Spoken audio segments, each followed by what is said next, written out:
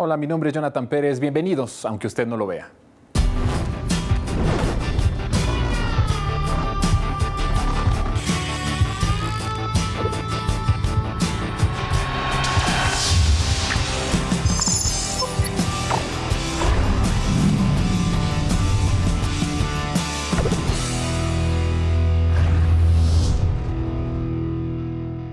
Hoy tenemos la mesa de redes sociales, así que vamos a comenzar.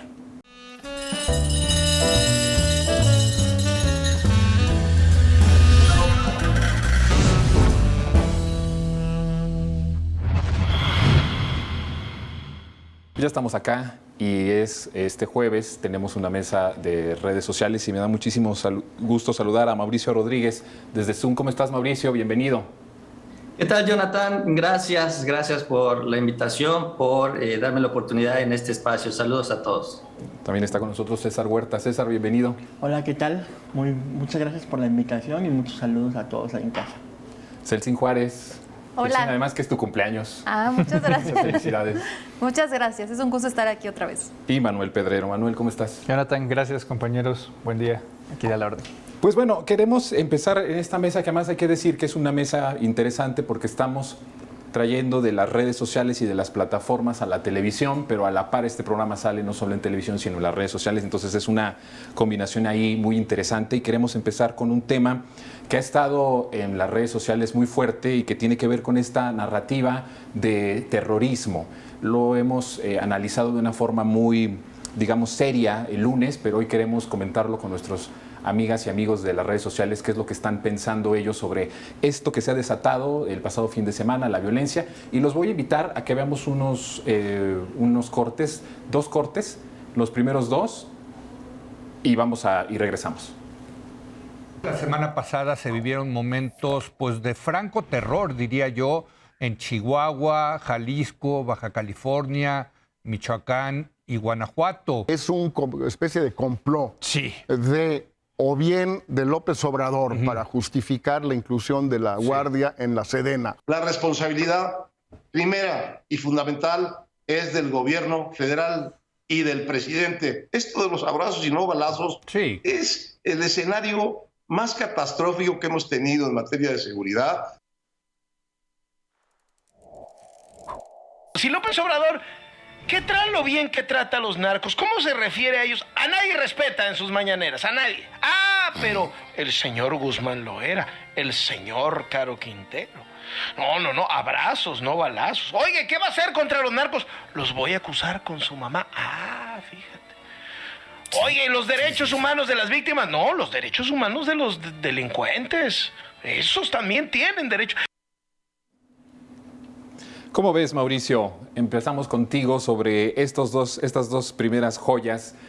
Primeramente, lo que se dijo en esta mesa de La Hora de Opinar, que es un programa que sale a las 10 de la noche allá en Televisa. Y después también lo que dice Carlos Loret. ¿Cómo lo lees tú? Sí, ellos están aprovechando lo que se da de manera, diría yo, hasta natural e inevitable, ¿no? La reacción de estos grupos que operan, ¿no? Que reaccionan cuando el gobierno toma alguna acción.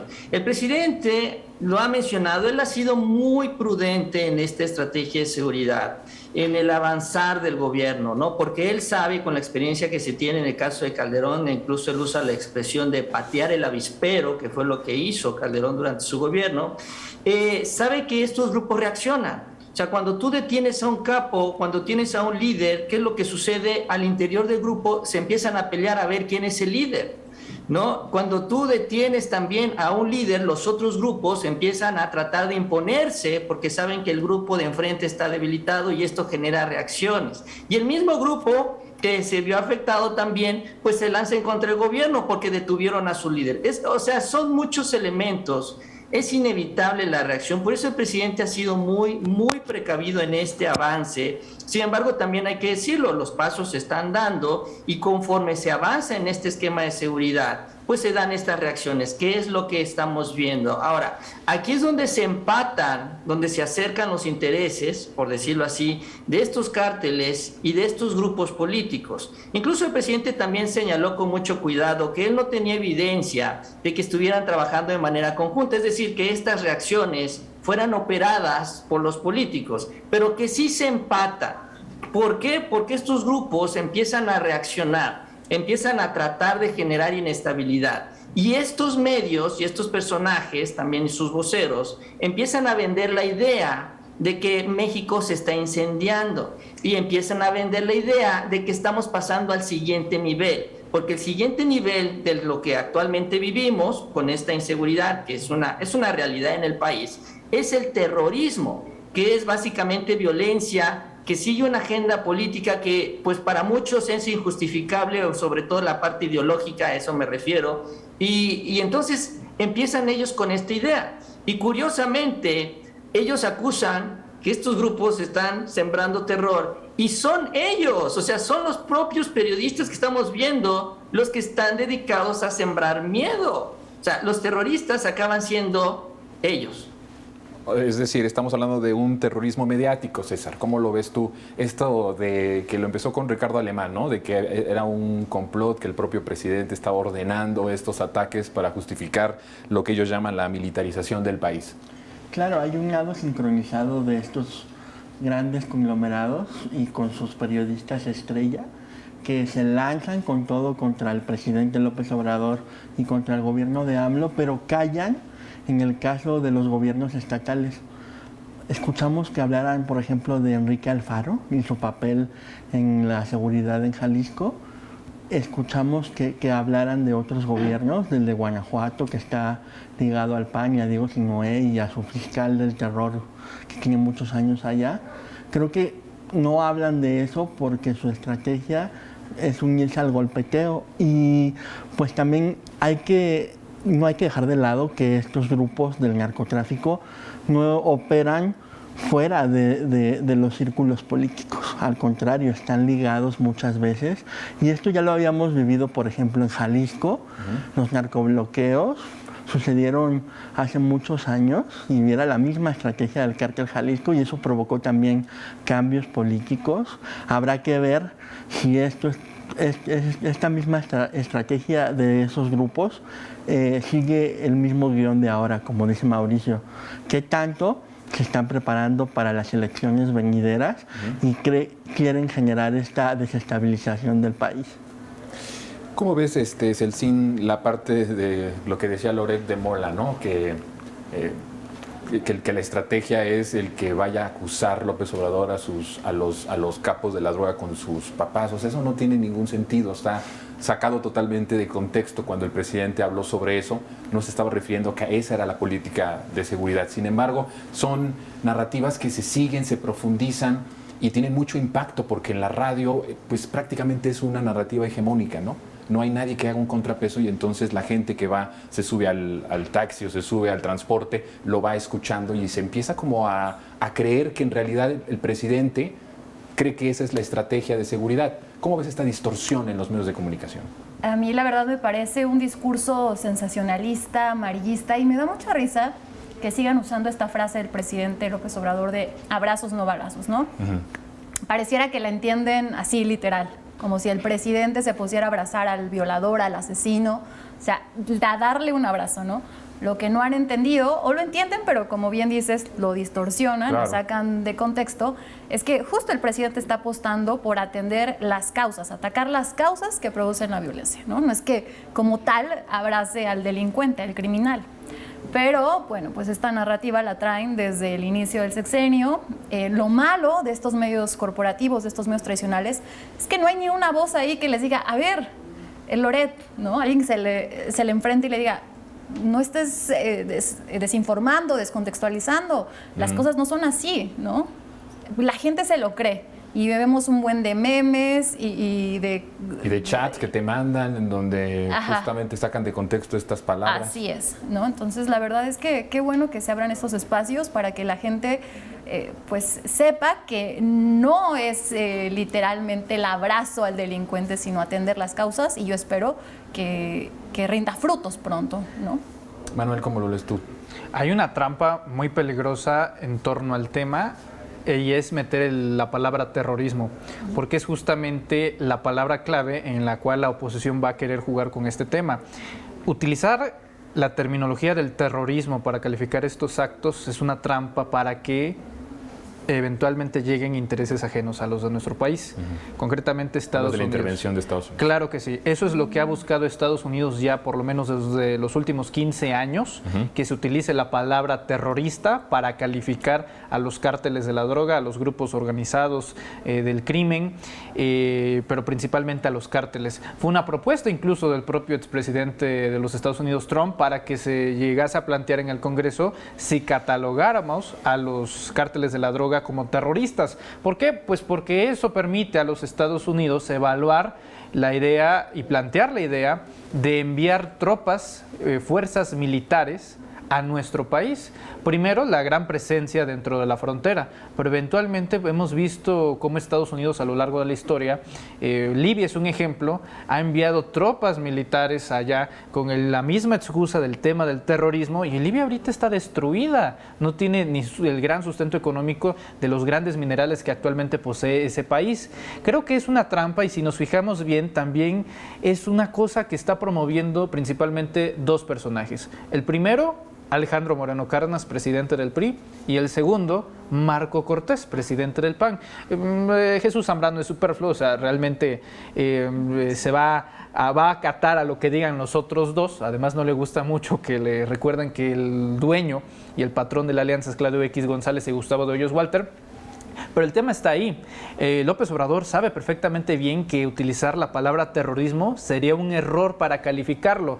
Creo que sí, el evento de este fin de semana, 42 ataques simultáneos en la República Mexicana, nada más en Guanajuato. El día de hoy pues amanecemos con la triste noticia de que incluso un hijo de un alcalde panista en Guanajuato fue asesinado también post estos actos de violencia. Es decir, es una situación que medir con la palabra terrorismo, número uno, sería imprudente, porque sería hacerle el juego a la derecha y al conservadurismo, porque también es lo que están planteando Leonardo Zuckerman, Héctor Aguilar Camín y toda esta bandada de los opinadores, los comentócratas y más que nada pues los embajadores y voceros de esta oposición. Eso es lo que desean. Un dato final para reafirmar esta tesis. Pues el propio gobernador de Texas, por cierto, muy opositor a Andrés Manuel López Obrador, Greg Abbott, hace poco solicitó al gobierno de Joe Biden que se enviara la idea nuevamente de catalogar a los cárteles de la droga como terroristas. Eso significa injerencia. Yo creo que los problemas que tenemos son graves, sí, pero tenemos que resolverlos nosotros. Si no, va a costar mucho sacarse la espina de lo que puede llegar a ser Estados Unidos en un país extranjero. Bien, vamos a ir con más de la narrativa que se está dando en los medios de comunicación. Los invito a ver este siguiente informe. La estrategia de la atención tiene el propósito de crear desorden, caos, terror para imponer un nuevo orden. Un orden acordado entre algunas partes del Estado y el crimen, en complicidad el Estado utilizando al crimen para imponer un orden. Porque lo que ocurrió esos días es un manual de la estrategia de la atención. Todo esto se da en el contexto de que el presidente nos dice 2 días antes de esto que quiere militarizar 100% la Guardia Nacional. El presidente saca raja de eso un poco, ¿no? Yo debo de decir que me da mucha tristeza la situación de Anabel, porque Anabel es fundadora de Revolución 3.0 y sí me sorprende muchísimo a lo largo de los últimos meses la narrativa que ha estado siguiendo. Incluso ella fue la primera que habló de que el gobierno de López Obrador, Mauricio, en una de sus columnas en un medio internacional, ya estaba acercándose a un régimen neofascista, y entonces ha estado introduciendo este tipo de términos y ahora haciendo como segunda a la idea que empezó también Ricardo Alemán de que era un pretexto de López Obrador de ocupar estos elementos de inseguridad, o que bien el propio López Obrador los ha ordenado porque tiene supuestamente una alianza con el crimen organizado para ir justificando que se tiene que militarizar al país. ¿Cómo ves a Anabel y este triste papel que está tomando en estos momentos? Bueno, el caso de Anabel se ha dicho mucho en lo particular, como dices tú, en este cambio de línea que ha manejado. Mira, lo que se ha dicho mucho, se ha comentado mucho en redes sociales, y yo creo que también tiene que ver mucho esto, es que, bueno, ella presume información de primera mano, que tiene fuentes, que le dan datos por aquí y por allá, ha tocado mucho los temas de seguridad. También se ha mencionado ampliamente sus vínculos con agencias de los Estados Unidos, y generalmente en estos casos, cuando también se dan algunas investigaciones, no voy a generalizar, pero cuando algunos periodistas presumen investigaciones, generalmente es porque les filtran la información, les dan la información, ¿no? Las fuentes, en este caso las agencias estadounidenses, en el caso de Anabel, y lo que hace el periodista es darle forma, ¿no? Darle forma, vestirlo bonito, hacerlo presentable, hacerlo digerible, ¿no? Y ella pues hace sus entrevistas, hace sus libros, y entonces ella maneja esta información que le están facilitando. Ahora, esto sucedía antes, ¿no? Cuando las agencias estadounidenses estaban metidas acá en México, y entonces pues mal que bien, hablando de gobiernos corruptos, pues tenía mucha atracción, y por eso Anabel se convirtió también en un personaje destacado en esto de las denuncias. Ahora, las cosas son distintas. Ya no tienes un gobierno que está coludido con estos grupos, ya las agencias estadounidenses no están metidas aquí, no tienen información de primera mano, y ya la información que recibe Anabel pues ya es información pues completamente fuera de la realidad, y siguen insistiendo en utilizarla a ella como esta vocera, ¿no? Para sacar supuestamente estas filtraciones y estos datos del gobierno, pero realmente ya lo que la nutría a ella de esta información se desbarató, se deshizo con la decisión del presidente. Y esta lógica y esta idea de que el gobierno está aliado con los cárteles, con estos grupos, bueno, parte es la campaña que tienen desde el principio del gobierno, cuando el presidente habla de esta estrategia de abrazos y no balazos, porque bueno, dicen ellos, ay, es que esa es la alianza que ya dice el gobierno y el presidente abiertamente que se va a tener con estos grupos. Pero si fuera así, no estaríamos hablando de una Guardia Nacional, ¿no? Que ya tiene ahorita ya casi 120,000 elementos. Si fuera así, no tendríamos la inversión en los cuarteles. Si fuera así, no se habrían reportado más de 3,000 personas detenidas el pasado fin de semana. No se habrían detenido, cuando menos en este operativo, 167 personas en el estado de Michoacán. En estas últimas horas también se ha reportado allá en Baja California que ya se detuvo al mero machuchón que operó y organizó todas estas quemas en el estado. Es decir, no se estarían dando estos pasos y estas acciones. Y repito, y como lo insistía, lo decía yo en mi intervención anterior, el presidente es muy prudente en dar estos pasos porque sabe que con cada una de las detenciones tienes reacciones que son inevitables, impredecibles, y que tienes que estar listas para estas reacciones. Y por eso también en estos estados el presidente, estaba viendo la información hoy en la mañana, ya movilizó a 2,000 soldados en Guanajuato, en Jalisco, en Baja California, en Chihuahua. ¿Para qué? Para enfrentar cualquier reacción que se pueda dar. Entonces, en los hechos, el discurso se cae, pero esto no significa que sigan buscando manipular la percepción. Y a eso es a lo que contribuye Anabel, con esta historia, ¿no?, que se ha construido, esta reputación que se ha construido durante varios años, con sus libros y con todas estas filtraciones que ha recibido de las agencias estadounidenses. ¿Cómo ves tú, César? Yo coincido con Mauricio, pero también creo que no hay que perder de vista el papel de los medios de comunicación actualmente.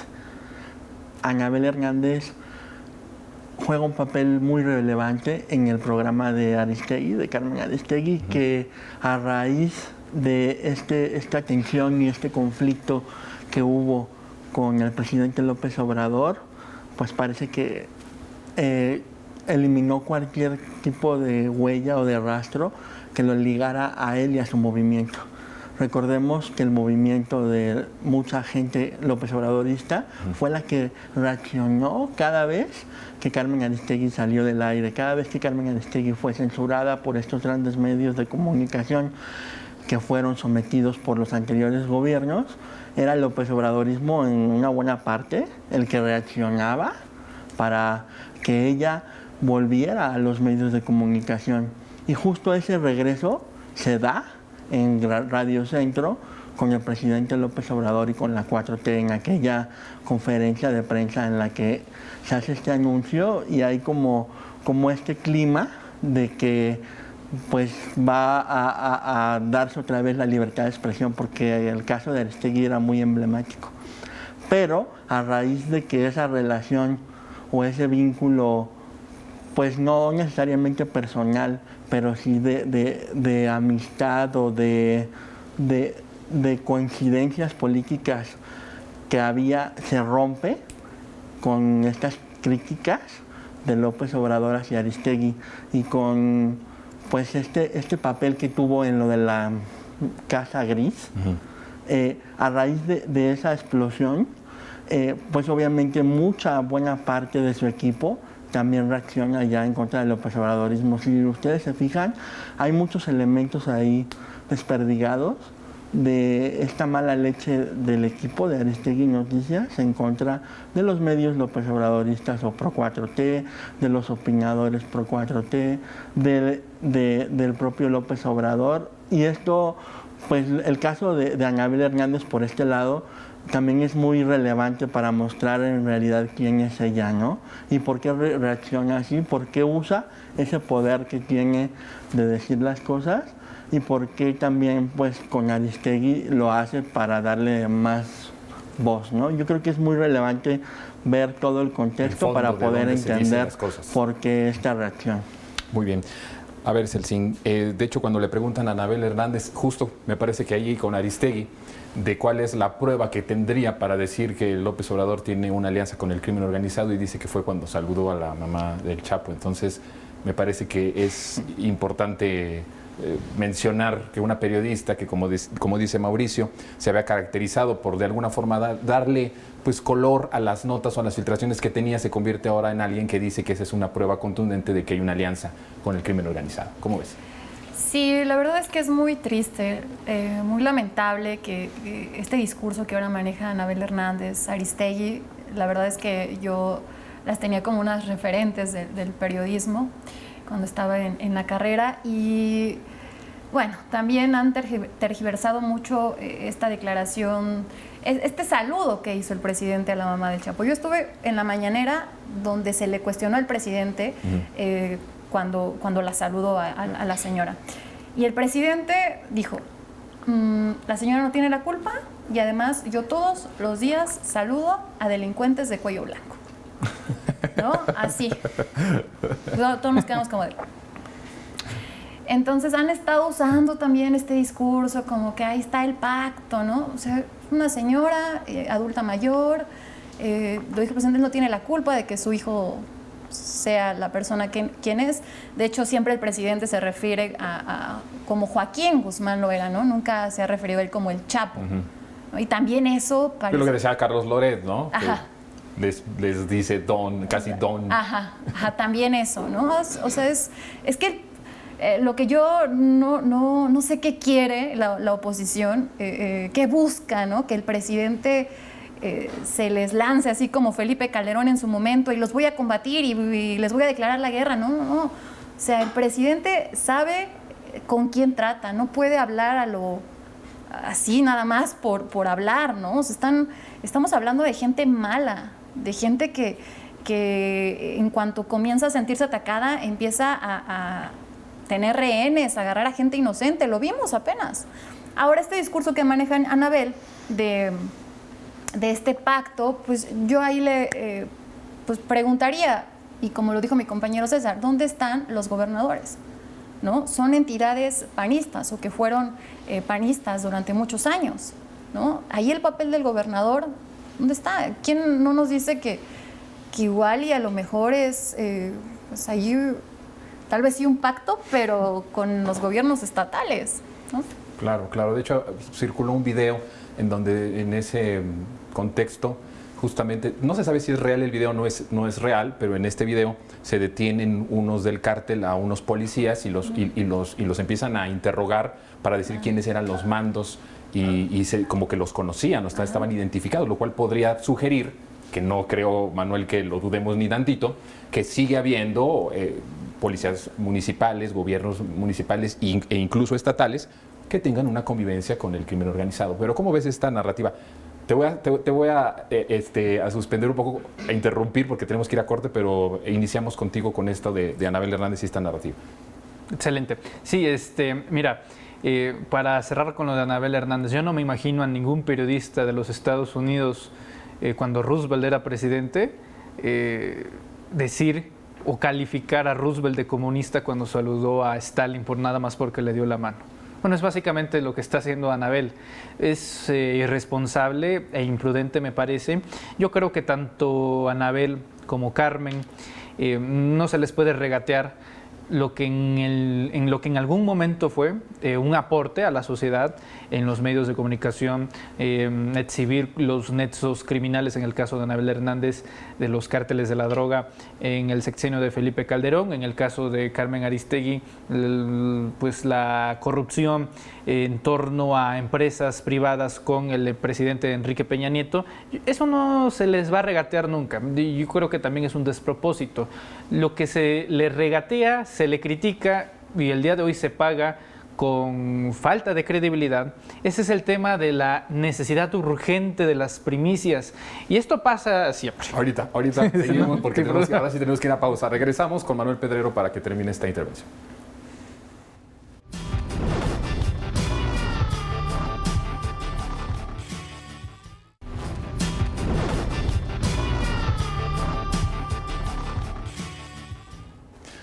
Ya estamos de regreso. Perdón, Manuel, ahora sí, termina esto para empezar con el siguiente informe. Sí, así rápidamente. El día de hoy, la forma en la cual los periodistas pagan con sus mentiras, con sus inferencias, con la falta de rigor periodístico, con la falta de profesionalismo y sobre todo con la falta de la verdad, es con la credibilidad y con las audiencias.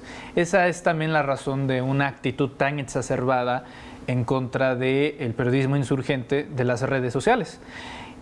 También creo que es incluso hasta natural, es una cosa que debe de suceder así. Están muy preocupados, de hecho, por el tema de que en este momento nada más el 40% de la población en México tiene acceso a Internet. Nada más con ese 40% veamos el poder que tienen las redes sociales en torno a los nuevos medios de comunicación. El presidente López Obrador está planteando que para el final de su sexenio una nueva empresa paraestatal puede proveer de servicio gratuito de Internet a toda la República Mexicana. Bueno, si el poder que tienen actualmente las redes sociales con un 40% es, no digamos supremo, pero sí muy favorable, pues imaginémonos, olvidémonos del 100 con el 80%. Entonces, es una reacción natural y creo que también tenemos que estar preparados para no caer en los mismos vicios que hoy están pagando los periodistas tradicionales. El amarillismo, el sensacionalismo, la tergiversación, la descontextualización, no ser claro con los hechos. Un cáncer que no se debe de transportar a las redes sociales. Bueno, quiero invitarlos ahora que vayamos porque en este siguiente informe tenemos ya preparado el análisis de la comentocracia, de lo que va a pasar en las próximas elecciones de 2024. Vean ustedes lo que dicen los comentócratas. Se está configurando un presidente que tiene como aliados políticos a las únicas dos estructuras o las únicas dos cadenas de población con armas, los delincuentes y los militares. Y Morena ya sacaron ventaja electoral de ese estado paralelo. El crimen organizado va a participar en el 24 a favor del gobierno. Pues el 24 lo vamos a perder porque las estructuras, digamos, lo va a perder la democracia, porque pues las estructuras criminales van a estar insertadas. Me llama mucho la atención, Mauricio, de Amparo Cázar, que dice, lo vamos a perder. ya después tiene que rectificar, bueno, la democracia, ¿no? Para no decir el grupo al que represento de Mexicanos Primero, Mexicanos contra la Corrupción y todas esas asociaciones ligadas a la oligarquía. ¿Cómo ves, Mauricio? Ya desde este momento se está introduciendo esa narrativa que desde el inicio de este sexenio se decía, ¿no? Que hay una alianza con el narco, pero ahora que ya es un estado paralelo prácticamente que va a operar a favor de la candidata o el candidato de Morena en el 2024. ¿Cómo ves esta parte? Mira, es un tema complicado y por eso mismo estos comentócratas, estos voceros, ¿no? Estos periodistas, entre comillas, juegan con este tema. Mira, es indudable, así como hemos estado hablando sobre el asunto de la seguridad durante estos últimos minutos, que la delincuencia se mete en las elecciones, ¿no? Se mete por la buena, se mete por la mala. No por la buena, pues haciendo el acuerdo, por la mala amenaza al candidato, ¿no? Entonces, es un tema muy complicado porque aquí también requiere el trabajo conjunto de las diferentes autoridades federales y ahí es donde también el gobierno del presidente, el gobierno federal, pues está trabajando para reforzar esto, la presencia del Estado con mayúscula, ¿no? Del Estado mexicano en todo el territorio nacional, justamente para inhibir estas acciones. Entonces es un asunto sí sensible, complicado, varios candidatos perdieron la vida en las elecciones pasadas, también eso también hay que decirlo, entonces es algo en lo que también se está trabajando. Pero ya de eso a decir de que hay complicidad, bueno, pues esa es la otra parte a la que quiero llegar también en esto, pues es la justificación, finalmente. Ellos están viendo cómo explicarle a la gente, perdimos, ¿no? Ellos saben que la elección del 2024 ya está perdida, ellos a lo que aspiran es a ganar espacios en el Poder Legislativo para detener reformas constitucionales, porque eso es lo que ellos venden ahorita. Ay, nosotros la oposición somos capaces de ganarle a Morena y al presidente. ¿Dónde? Bueno, en el Congreso, nada más, pero ahí les ganamos. Y entonces ellos empiezan a impulsar esto. Entonces están trabajando ya nada más para esto, para ganar cargos legislativos. Las gubernaturas también ya están perdidas, en fin, van por alcaldías y ya están nada más yendo por los retazos que quedan de los cargos políticos. Y pues esta es la manera en la que ellos se justifican. ¿Cómo justificar que no te has podido acercar a la gente en los últimos 4 años? ¿Cómo justificar que no has tenido una propuesta que pueda hacer de contrapeso a lo que ofrece el gobierno federal? En todo este tiempo no hay ni una sola visión de nación por parte de este grupo opositor. Todo lo que su propuesta es lo que diga Obrador, eso no lo aceptamos. Eso es todo. Eso es lo que ofrecen, nada más. Y entonces el resultado pues es inevitable. La gente pues no los va a seguir. Por más que bien o mal trabaje el presidente, si no hay propuestas del otro lado, la gente no va a votar por ellos. Entonces ya ellos están derrotados, están buscando estas excusas, justificaciones, por eso siguen con esta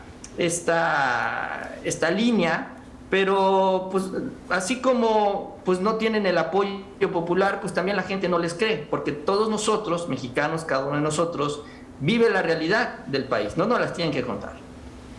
Me llama mucho la atención, César, que dice Estado paralelo, y eso no lo dijeron en el sexenio de Calderón, ¿no? Cuando abiertamente pues, su secretario de Seguridad Pública recibía moches y se sentaba con los narcos. Hoy está detenido en Estados Unidos y el juicio empezará a principios de 2023. O sea, este discurso de estados paralelos, de narcoestado, de terrorismo, no se implementó en el momento en que se declaró de manera ilegal la guerra contra el narco, que fue una guerra de exterminio.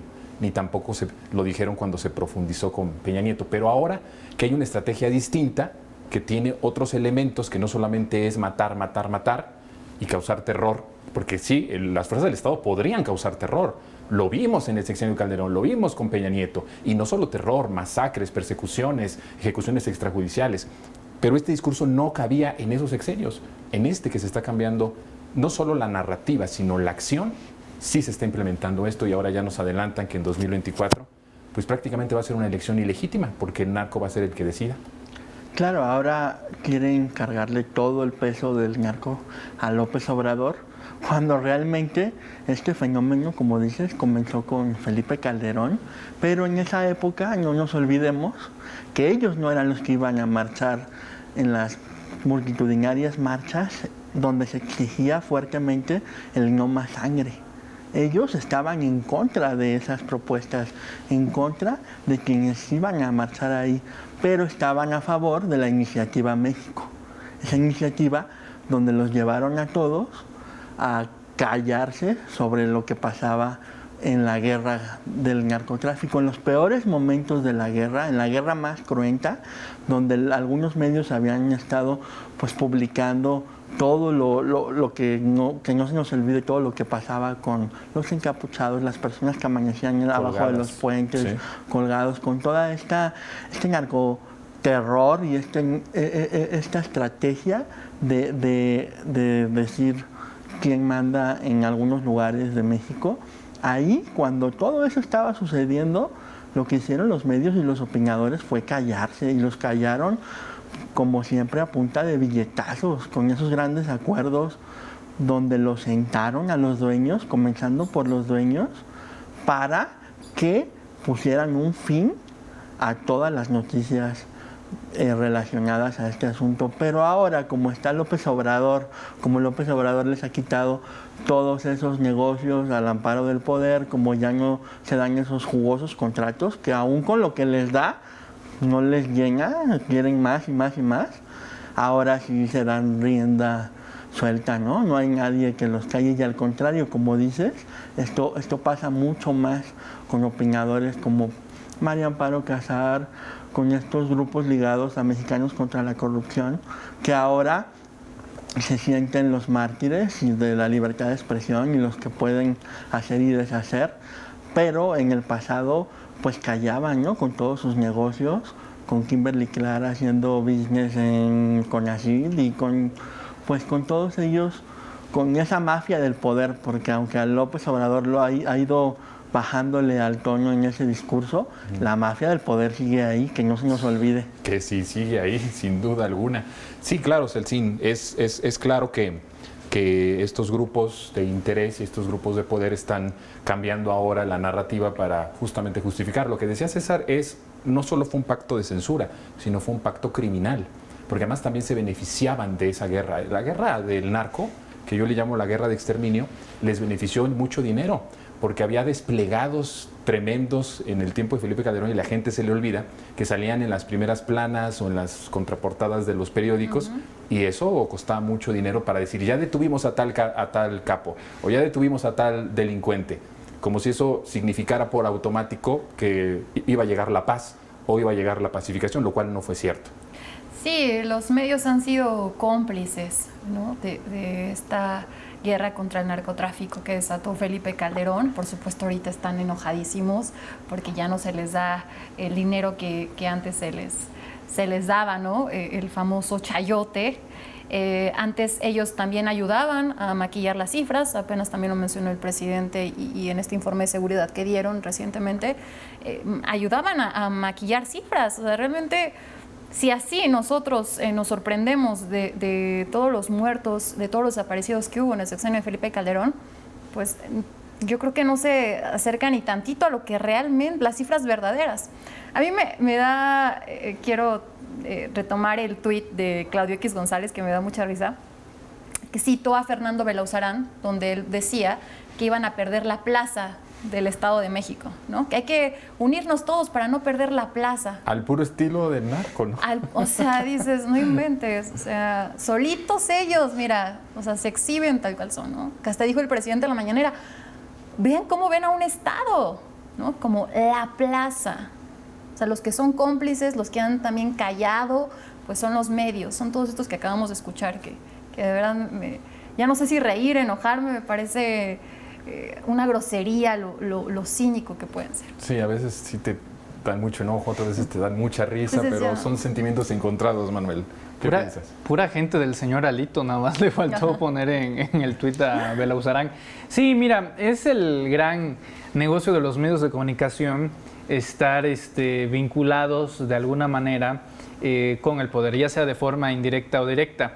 En el caso de los medios de comunicación tradicionalistas, hasta el día de hoy, sabemos algo que habíamos sospechado desde siempre, pero que termina confirmándose, no por una fuente directa, sino por una especie de exhibición, yo diría, de forma para masacrar a un perfil político como lo puede ser Alejandro Moreno Cárdenas a través de los audios, a través de los audios de Laida Sansores. Bueno, a través de Ahorita vamos al tema de Arito, ¿eh? Sí, pues ha sido justamente esa manera en la que nos hemos dado cuenta del convenio de los medios de comunicación. Estábamos oyendo a María Amparo Casar, bueno, no es más que la segunda presidenta de Mexicanos contra la Corrupción, fundación que tiene origen en Claudio X González, actual magnate y patrón de esta alianza de Va por México.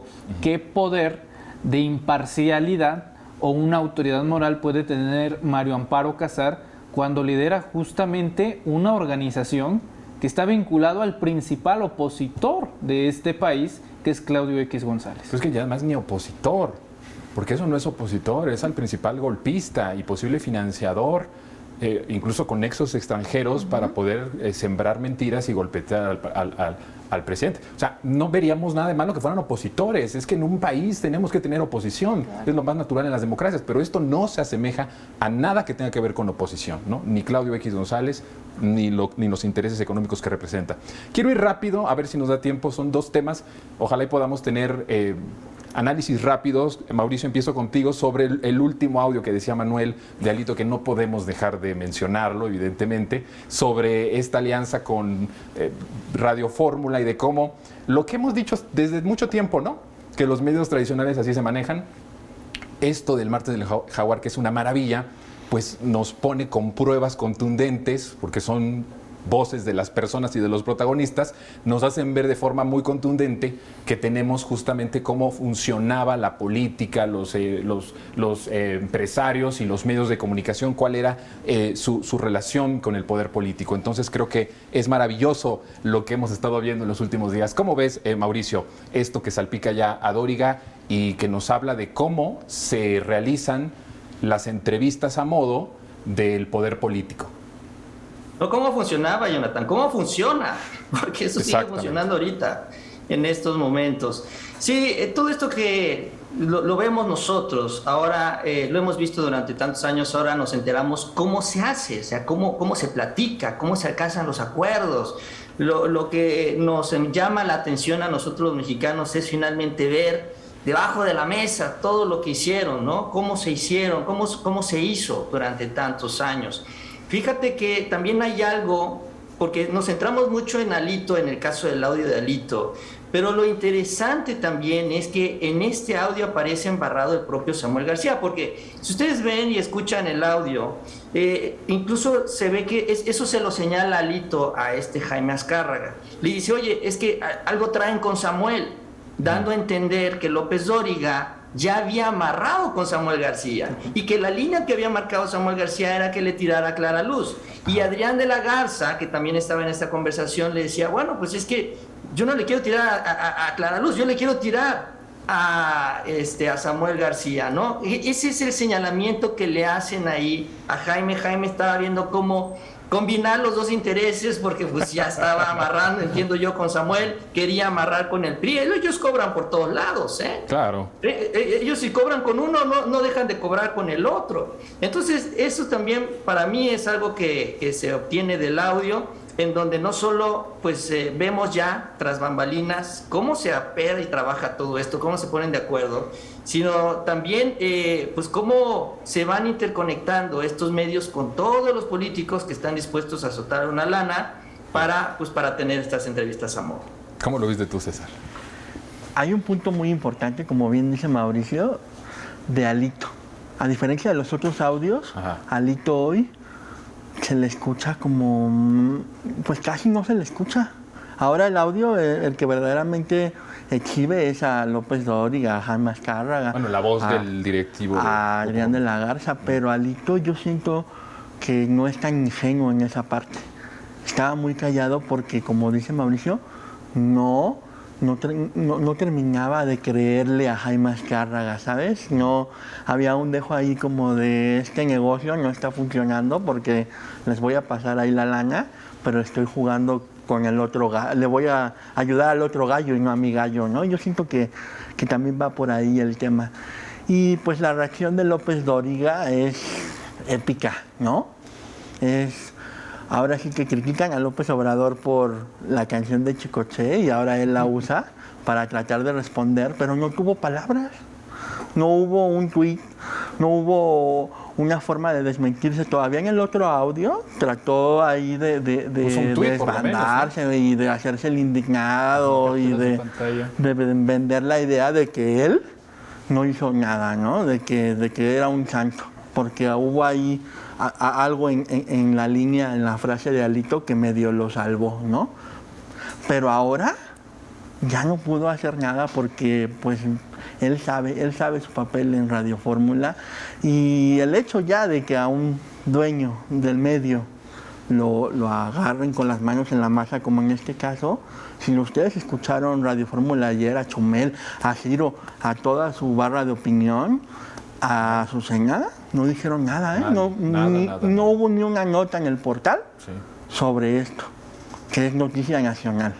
Porque debería de ser noticia nacional. Y luego Denise Merker también la mencionan, y Denise Merker dice, solamente le he hecho una entrevista y fue en 2021. Bueno, el audio no decía que Denise Merker, más bien el dueño de grupo estaba ofreciendo a todo su alineación de Radio Fórmula. ¿Cómo viste tú este audio? Yo la verdad no me sorprende nada. Digo, este audio nada más, que además era una maravilla, nos llegó a confirmar lo que ya sabíamos, ¿no? Que pasaba entre medios y políticos, que son cómplices, que sigue pasando, como bien dice Mauricio. Y a mí lo que yo quisiera mencionar es que no podemos seguir viendo esto como un show, ¿no? O sea, sí está padrísimo esperar los martes del Jaguar, pero es algo grosero, desvergonzado, o sea, por parte de Alito Moreno y de todos los que están ahí, que además callan como momias porque nunca salen a dar la cara y pareciera que pues nunca nadie los va a tocar o nunca van a sufrir las consecuencias, ¿no? No nos podemos acostumbrar a eso. Tenemos que exigir que se haga justicia, que estos señores afronten las consecuencias de sus actos y que no cada martes, porque ¿cuántos pueden venir? Ya dijo Laida Sansores, ¿no? Que tiene 80 horas. 80 horas y más de 4,000 mensajes, o sea, no podemos nada más así ser espectadores. O sea, creo que tenemos que tomar nuestro papel de mexicanos enojados, que es lo que se está haciendo en nuestro país, y exigir que estos señores afronten las consecuencias. Ya hay carpeta de investigación, ya está una solicitud de desafuero y además se van a estar presentando otras denuncias que también la propia Laida ha dicho. Pero algo que me interesa mucho, Manuel, que decíamos antes de entrar al aire, es sobre las encuestas. Lo que ha significado estos audioescándalos en las encuestas rumbo a las elecciones próximas de Estado de México, Coahuila y por supuesto 2024. 1, 2, 3 carpetas de investigaciones tienen en este momento Renato Sales, que por cierto, ahora ya los diputados del PRI de Alito Moreno pues lo están llamando a comparecer y que si no viene lo traerán a la fuerza. Yo no sé cómo lo van a hacer, pero ya es prácticamente una cacería ahora contra el fiscal de un estado. Eso por un lado. Yo vería este tema por 3 ángulos. El primero, ya lo dije, el tema de las investigaciones.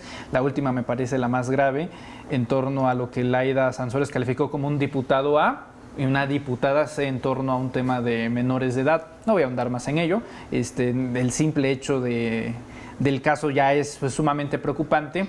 Eso por un lado. Por segundo, ¿desde cuántos frentes Alejandro Moreno Cárdenas está políticamente muerto? Es un cadáver político. Tiene el frente abierto del estado de Campeche, con Laida Sansores y Renato Sales. Tiene el frente abierto en la Cámara de Diputados, destituido de la Comisión de Gobernación que él estaba presidiendo, y ahora también tiene el frente abierto para una solicitud de desafuero del propio fiscal de Campeche. Y tiene el frente abierto de que los miembros de su partido, los miembros más prominentes, senadores como Miguel Ángel Osorio Chong, Claudia Ruiz Massieu, Emilio Gamboa Patrón, entre otros, están exigiendo su cabeza y su renuncia. Y luego, entre todo este desastre, pues, ¿cuál es la capacidad de respuesta de Alejandro Moreno Cárdenas? Bueno, otro frente abierto, la prensa. El día de ayer el periodista Álvaro Delgado le pregunta de manera muy ingeniosa, si va a dirigir al PRI desde la cárcel. Bueno, ¿cuál es la capacidad de respuesta de Cárdenas? Decir, no, los de Morena son más corruptos. Bueno, eso no va a sonar bien en un juicio. El juez no creo que lo tome muy bien como argumento, ¿no? Como una prueba de que él es como inocente. una prueba de inocencia, ¿no? Fíjese, señor juez, que los de Morena son más corruptos, sentenciado. No, no va a ser así. Alejandro Moreno cometió el gran error de deberle mucho a mucha gente al mismo tiempo y hoy son consecuencias que están pagando dentro del PRI, dentro de la Cámara de Diputados, dentro de Campeche, dentro de la Alianza. Y en el tema de las encuestas, hoy las casas encuestadoras están muy calladas. La última que ha salido es del Financiero, pero en la Ciudad de México. En la Ciudad de México no hay elecciones, ¿ok? Hay elecciones en el Estado de México y en Coahuila, ambos gobernados por el PRI. En la última encuesta del Financiero se revela que el PRI cayó estrepitosamente de 20 a 10 puntos porcentuales. Es más, esos puntos porcentuales ni siquiera transitaron al PAN. El PAN nada más creció 2%. Hay un 8% del electorado en la Ciudad de México que, si bien o ya transitó a Morena y a la coalición de Juntos Hacemos Historia, o en el mejor de los casos se quedó en el tema de los indecisos. ¿Por qué hasta el día de hoy no hay una encuesta en el Estado de México donde va a haber elecciones, en Coahuila donde va a haber elecciones? Porque en el mejor de los casos, si es que ya tienen las métricas, es porque debe de ser peor que la caída de la Ciudad de México. Eso me queda perfectamente claro. Y el gran negocio de las casas encuestadoras pues es hacer justamente las encuestas antes de la elección. No las van a hacer antes. No lo están haciendo ahorita. ¿Por qué? Me pregunto yo. Y es que ahí debe de radicar el gran negocio. Hay que esperar, vamos a ver cómo está la situación. Yo creo firmemente que tanto el Estado de México como Coahuila serán gobernados por un partido diferente a los que el día de hoy ya han estado pues prácticamente como una dictadura en el poder, y será cuestión de tiempo. Alejandro Moreno Cárdenas está destruido políticamente y Laida Sansores ha logrado, así como comentario final, Laida Sansores ha logrado lo que presidentes del partido de Morena han intentado todo el tiempo, pero ella en un solo año de gobierno ha logrado destruir al PRI y a su dirigente nacional. Y que arrastrará o arrastraría a la alianza opositora. No creo que nos dé tiempo de ver el último informe, porque sí quisiera que todos rapidísimo nos diéramos una opinión, empezando contigo, Mauricio, sobre lo que sucedió también, y que además pues es muy triste que haya sido desde un canal público, ¿no? Estamos ahorita en un canal público, en televisión abierta, en un canal público, pero sí lo vamos a poder ver. Entonces los invito a que lo veamos y comentamos rápido sobre esto. Que el presidente confíe en un círculo amplio con el que ha gobernado supone que está reclutando a técnicos. Se ha nombrado a Enrique Semos, secretario de Educación, a Luciano Concheiro. Entonces, son gente del presidente, pero tienen credenciales para hacerlo. En este caso va y recluta entre los que lo ayudan, o sea, entre mi oficina directamente. Dice, a ver, este señor Villegas que me ayudaba se va de embajador a Rusia. Esta señora que me atendía las llamadas se va de secretaria de Educación. ¿Cómo ves, Mauricio, estas expresiones hechas, llevadas a cabo desde un programa en un canal público? Leonardo Curcio, quien participa en este programa cada semana, haciendo este análisis, si se le puede llamar así, muy clasista, muy racista, sobre el nuevo nombramiento en la SEP. ¿Cómo lo ves? Sí, bueno, es que esto sí ha provocado muchos comentarios, porque uno se pregunta cuál es el contrapeso a estos medios tradicionales, si hay una oportunidad de escuchar opiniones distintas en la televisión pública, sobre todo porque, bueno, pues hablando de que se dio la transición en el gobierno, pues esperábamos una transición en los medios del gobierno. Sin embargo, también en esta, y es importante, ¿no? En la idea de mantener vigente la libertad de expresión y no censurar voces, yo no lo vería, digamos, tan mal el hecho de que Leonardo Curcio diga esto en una televisión pública, porque está en su derecho de hacerlo y, bueno, tengo entendido que incluso tienen ya un tiempo en este programa. A mí lo que no me gusta o lo que no me agrada, y me gustaría más bien, y yo le pediría a los productores de estos programas, es que equilibren la balanza. Yo no sé en qué momento Leonardo Curcio criticó, por ejemplo, a Aurelio Nuño, que fue secretario de Educación. Dígame qué experiencia tenía el señor como secretario de Educación. ¿Qué es lo que hizo el señor para ser secretario de Educación? Ser el mejor amigo de Enrique Peña Nieto, y ni sabía leer, ¿no? Esta frase que también se hizo muy famosa en la parte de Aurelio Nuño. Entonces, Digo, eso no lo dice, no lo dice Curcio, pero esto tampoco lo dice nadie ahí. Cuando menos para debatírselo y decirle, oye, Curcio, sí, tú criticas esto del presidente Obrador, pero ¿por qué no lo dijiste cuando Peña Nieto? Claro. Ya tenemos 3 minutos. En 1 minuto cada uno, César, ¿estás de acuerdo con lo que dijo Mauricio? ¿Tienen derecho? ¿Cómo ves lo que dijo? Claro, a mí me parece que tienen derecho de estar ahí, como bien dice Mauricio, que se pinten de cuerpo entero, ¿no? Que digan todo lo que tengan que decir para que la gente los conozca, porque ahora, en este momento de cuarta transformación, es cuando ellos más sacan a relucir todo lo que son, ¿no? Pero también es muy preocupante que esta lucha que se ha dado por muchos años, de ir a bloquear Televisa, de marchar en contra de Televisa, del 132, de López Obrador afuera de Televisa, haciendo el meeting en contra de los medios hegemónicos, de esta lucha por ocupar también desde la izquierda espacios como la televisión pública, pues pareciera que esa lucha no llegó a la televisión pública, ¿no? Que los únicos personajes que merecen estar ahí son los anteriores, que tenían pues sus acuerdos con los anteriores gobiernos y directores, y también ahora lo que hace falta es que la gente impulse o que mueva a este elefante reumático para que también los cambios se den adentro de las televisiones públicas. Bien, rapidísimos, Celsi. Que se sigan exhibiendo tal cual son, clasistas, elitistas. La verdad es que se necesita a una persona frente a la SEP que tenga experiencia como docente frente al aula, ¿no? Como lo es ahora Leti Ramírez. No tuvimos hasta un químico en el sexenio de Vicente Fox como secretario de Educación Pública, ¿no? O sea, un químico, un médico también, o sea, necesitamos a alguien con experiencia como docente. En el aula. Y alguien también con una visión muy humana, como lo es Leti Ramírez, ¿no? Que ahora se busque ese perfil también. Estamos cerrando rapidísimo, Manuel, segundos. Todo el éxito a Leticia Ramírez Amaya, una mujer trabajadora que ha estado en la izquierda mexicana desde los últimos 40 años, con Cuauhtémoc Cárdenas, con López Obrador, con Ebrard, y ahora como titular de la Secretaría de Educación Pública. Estoy convencido de que va a ser un extraordinario trabajo. Y así, finalmente, no creo que en Norcorea, en la televisión pública, permitan tan siquiera criticar el cabello de Kim Jong-un. Si lo hicieran, no creo que sobreviviera. Y aquí se habla de dictadura. Es lo único que tengo que decir. Hipócritas, tatán. Muy bien, pues muchas gracias. Gracias, Mauricio, por haber estado con nosotros. Gracias, César. Gracias, Elcín. Gracias, Manuel. Qué gusto tenerlos en esta mesa de redes sociales. Y a nosotros, pues ya nos vamos, se nos terminó el tiempo, pero nos vemos el lunes a las 10 de la noche. Mi nombre es Jonathan Pérez. Que esté muy bien.